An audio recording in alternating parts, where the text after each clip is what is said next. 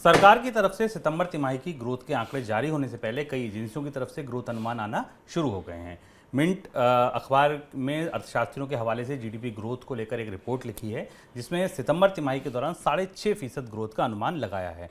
Report में पिछले साल के बड़े बेस इफेक्ट और महंगाई का हवाला देते हुए सितंबर तिमाही में कम ग्रोथ का अनुमान लगाया गया है। इससे पहले जून तिमाही के दौरान देश की जीडीपी ग्रोथ 13.5% दर्ज की गई थी। सरकार की तरफ से सितंबर तिमाही के लिए जीडीपी ग्रोथ के आंकड़े 30 नवंबर को जारी होंगे। सर, क्या इस बात की तैयारी होने लगी है, संकेत मिलने लगे हैं कि पूरे वित्त वर्ष की जो आर्थिक विकास दर रहेगी 7% के नीचे रहेगी? 7% से तो नीचे रहना लगभग तय है, पर अगर आप क्वार्टर ऑन क्वार्टर देखें तो ये आखिरी तिमाही होगी शायद जहां हम थोड़ी बेहतर विकास दर देख पाएंगे, जो सितंबर की तिमाही है। आरबीआई ने जब सितंबर में भारत की आर्थिक समीक्षा के बारे में अपना दस्तावेज प्रस्तुत किया था, तो उसने अगली 2 तिमाहियों में, यानी साल की आखिरी जो तिमाही होती है, तीसरी तिमाही और चौथी तिमाही में, वहां तो 5% से नीचे की विकास दर का आकलन प्रस्तुत किया था। क्वार्टर 3 में 4.8% का आकलन दिया था आरबीआई ने, और क्वार्टर 4 में 4.2% का आकलन दिया था।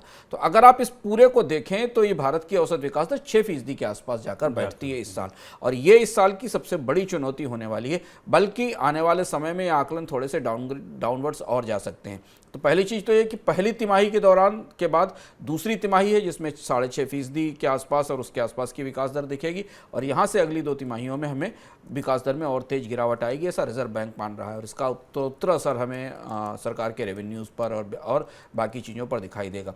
इसमें 2 फैक्टर और हैं जो काम कर रहे हैं। उसमें एक बड़ा फैक्टर कर्ज की लागत बढ़ने का है, जिस पर अभी हमने चर्चा की है छोटी और मझोली कंपनियों की दृष्टि से। और दूसरा बड़ा फैक्टर ये है कि भारत को जिस समय शुभम सबसे ज़्यादा प्राइवेट इन्वेस्टमेंट में ग्रोथ की ज़रूरत है, इस समय अब सरकारें थक चुकी हैं पिछले 3 साल में पैसे खर्च करके, कोविड के दौरान घाटे बढ़ाकर, कर्ज लेकर। अब सरकारों के बजट में इतना पैसा नहीं है कोई इकोनॉमी को प्रॉप अप कर सकें। वैसे भी भारतीय अर्थव्यवस्था में सरकारें 18-20% का खर्च करती हैं, बाकी सब डिमांड से आता है या प्राइवेट इन्वेस्टमेंट से आता है, जो हम लोग खर्च करते हैं या उपभोग या कंपनियां निवेश करती हैं। ठीक उस समय जब इकोनॉमी को रिवाइवल की तेज ज़रूरत है, प्राइवेट इन्वेस्टमेंट में बढ़ोतरी की ज़रूरत है, तब हम लगातार प्राइवेट कंपनी की बैलेंस शीट्स पर दबाव बढ़ता देख रहे हैं, मुनाफे की दृष्टि से भी और कर्ज के महंगे होने की दृष्टि से भी। और शायद इसीलिए जिस सर्वे का जिक्र हमने इस खबर में किया है, वो सर्वे इस पर आधारित है कि विशेषज्ञों को भी, निवेशकों को भी अगले 6 महीने में प्राइवेट इन्वेस्टमेंट के रिवाइवल की उम्मीद नहीं दिखाई दे रही है।